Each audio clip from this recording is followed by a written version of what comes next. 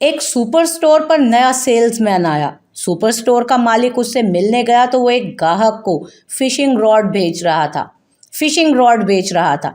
मालिक दूर खड़ा डीलिंग देखने लगा। ग्राहक, ये रॉड कितने की है? सेल्समैन, सर 1200 की।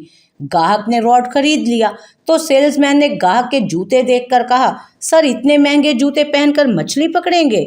हमारे पास स्पोर्ट्स शूज हैं, वो भी ले लीजिए। ग्राहक ने वो भी खरीद लिए। फिर सेल्समैन ने कहा, सर धूप होगी, टोपी भी खरीद लीजिए। ग्राहक ने वो भी खरीद ली।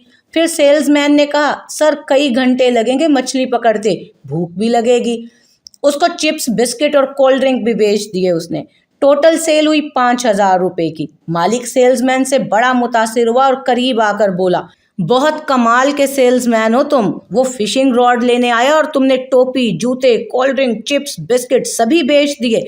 उस पर सेल्समैन बोला, नहीं जनाब, वो तो पैम्पर्स का पैकेट लेने आया था। मैंने कहा घर में रहकर क्या करोगे, जाओ जाकर मछलियां पकड़ो।